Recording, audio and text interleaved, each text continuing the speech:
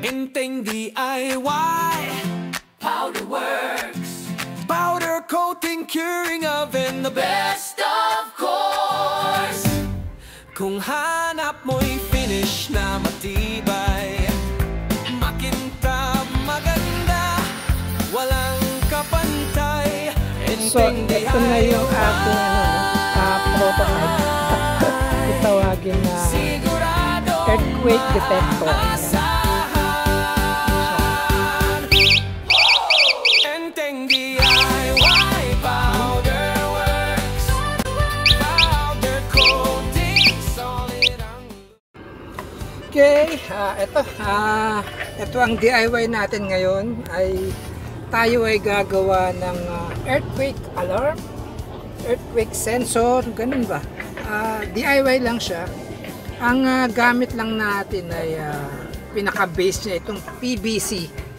Ang gagawin ko dito sa PVC na to ay aking ifa-flat muna para makagawa ko ng frame or holder ng pinaka-sensor ng earthquake alarm. Ayan.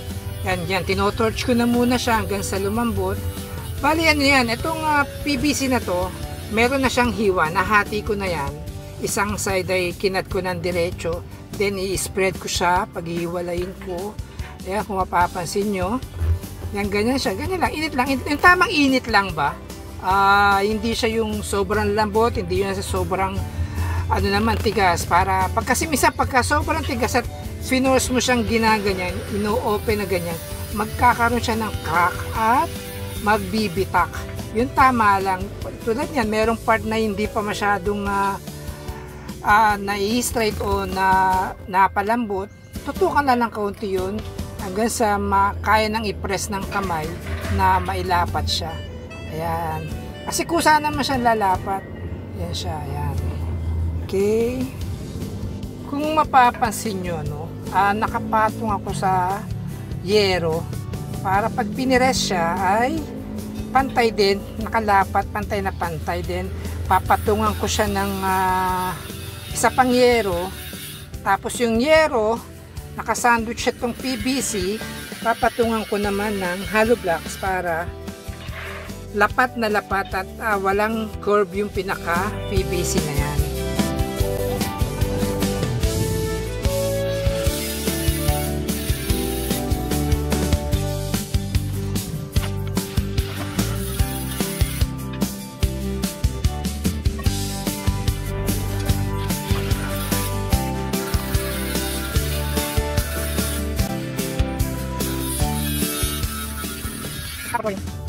So ayan, mga 15 minutes din na nakalagay yung pabigat natin sa dalawang yero na yan at nakasandwich yung pinaka PVC natin. Ayan siya, para lapat na lapat yung ating pinaka yero, walang, yung yero tuloy, yung pinaka PVC walang curve. Yan, yan, no, flat na flat siya, makikita nyo. Matigas na yan, maganda ng gawing frame ng ating earthquake alarm sensor. Diyan ko kasi lalagay yung pinaka sensor. Kung papasin nyo, nanggaling sa dyan sa tubo na yan hanggang sa maging ganyang flat siya.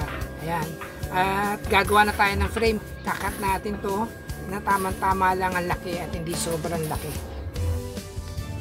Ito na, cut na natin na tamang-tama sa kanyang pinaka-module, pinaka-sensor. Na at atin na lang itong ibebenda gamit ang angle bar na aluminum.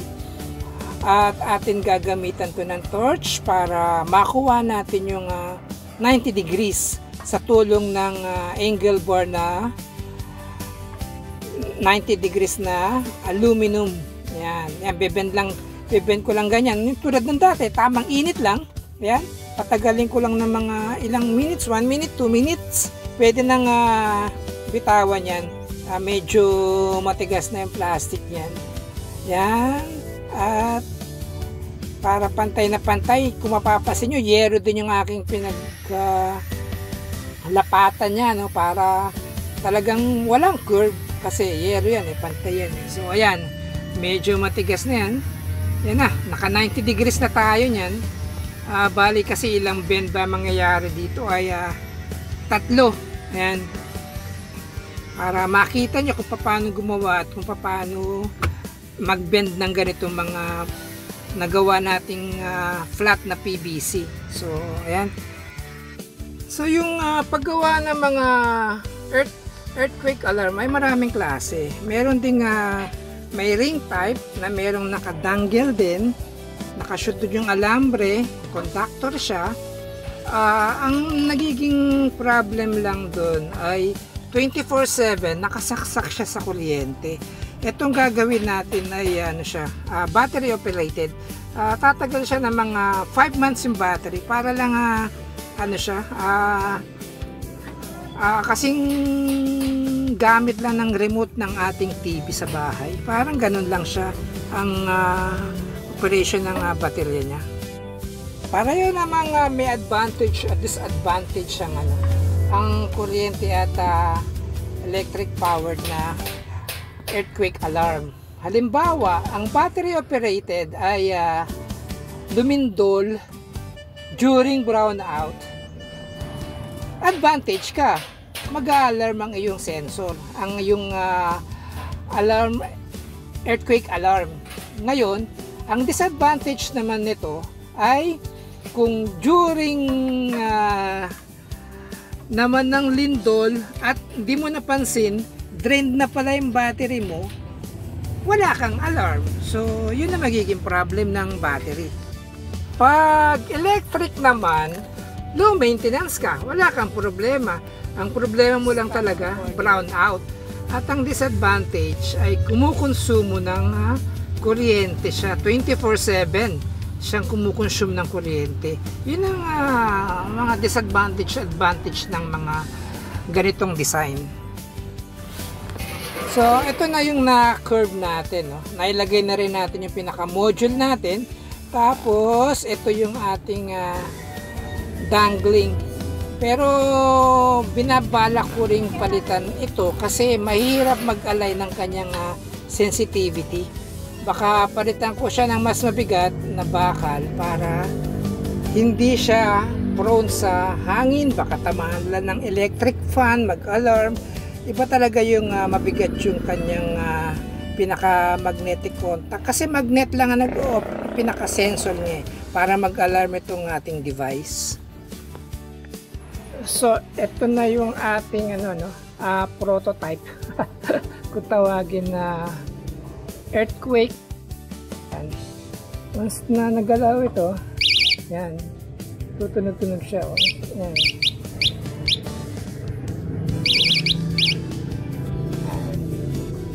Once na nag-move yan at nagkaroon ng shake, ganyan, yan. Tutunog-tunog siyang ganyan. Hihinto na lang siya hihinto na lang yung buzzer niya pagka nag-steady na yung ating pabigat na yan. Yan. Yan siya. So, ipipix na lang natin sa loob yan. Sa bahay. Yan. Okay. Move natin ulit. Kanya nag-shake. Walang pa sa sensitivity. Nai-adjust naman kasi yung kanyang distance simula dito sa may buzzer hanggang dito sa kanyang dangling. Na-adjust yan. So, kulang pa ang yan. Yan, nag-shake. Yan. Yan. May problema. Ibig sabihin, may lindol. Kaya ganyan. Okay. Diyan na muna tayo at may pafinalize natin at pipinturahan. Okay. Ito. Atin na munang pipinturahan ng white ito.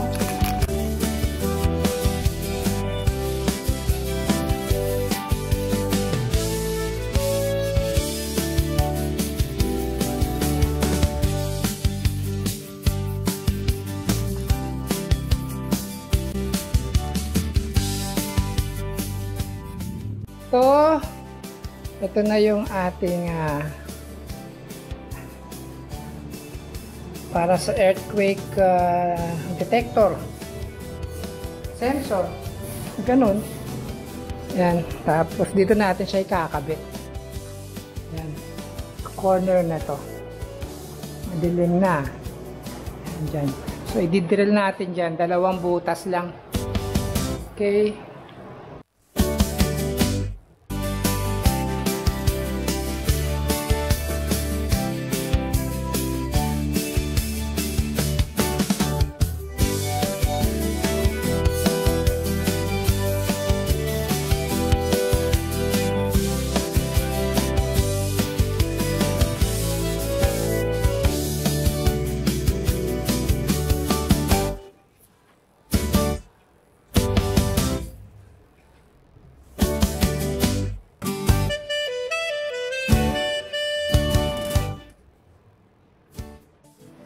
Yan, lagyan na natin ang tox.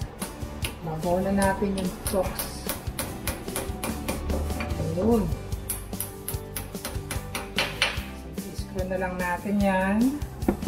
At kalimutan ko pa yung Phillips screw. Okay, ito na. At natin i-screw na rito ito.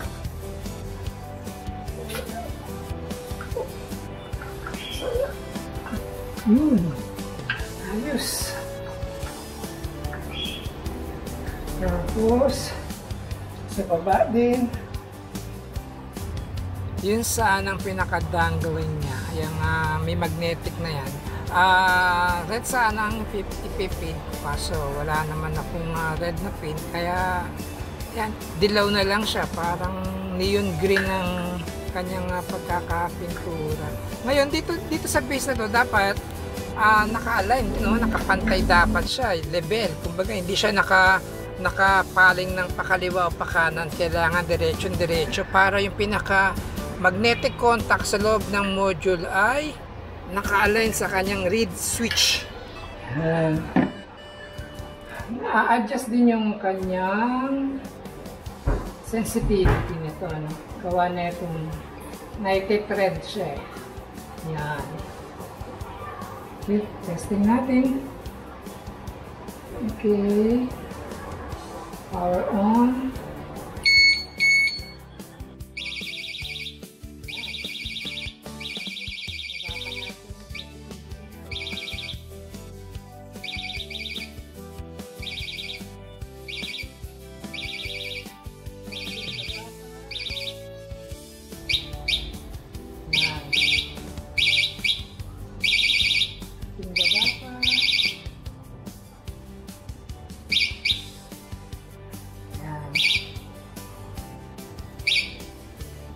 Baka natin.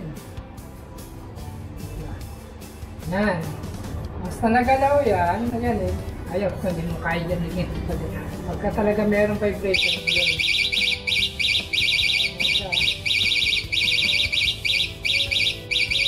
Yung tuna lang yung tunog na yan. Pagka, may stop na rin itong dangling na to. Ayan. Ayan siya. Kasi hindi naman siya basta-basta magagalaw, gawa ng mabigat yung kanyang dangling. Okay, ito. Ayan na siya, no?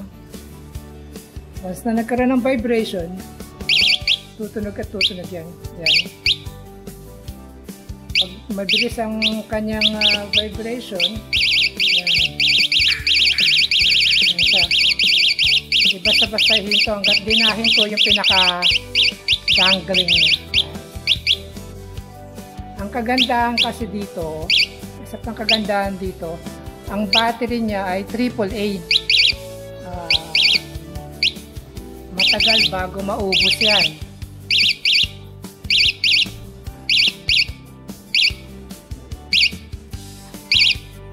So, ayan ano, patay na muna natin. Pakita ko sa inyo yung battery niya. Ito ay merong AAA battery. Ayan lang siya.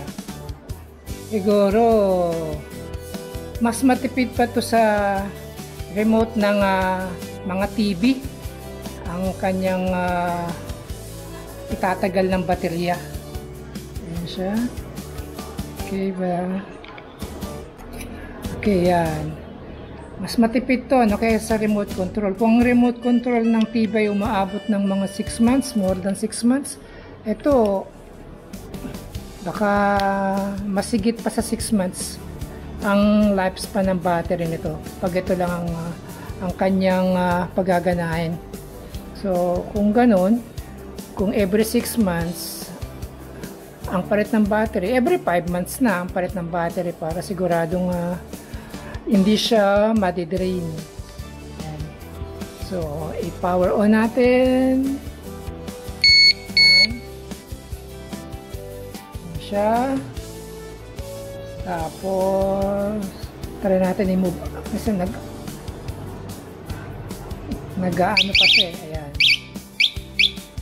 Steady muna natin. Ayan. Kahit hindi naman siya kayang i-move kasi mabigat itong kanyang magnet. Ayan. Ayan siya. Okay.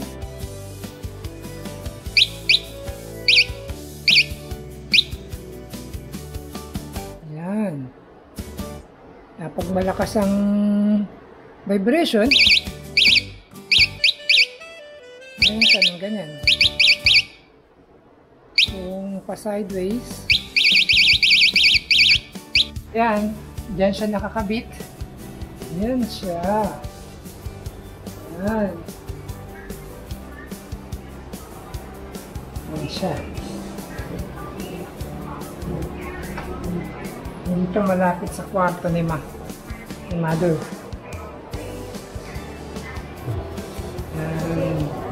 Diyan. So, yan. Prototype lang to. Hindi pa to talaga yung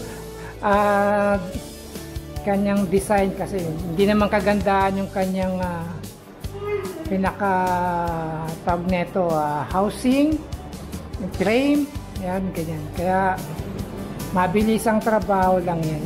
Yan. So, pero kapaki-pakinabang na rin yan. Okay. Yan ang DIY ngayon.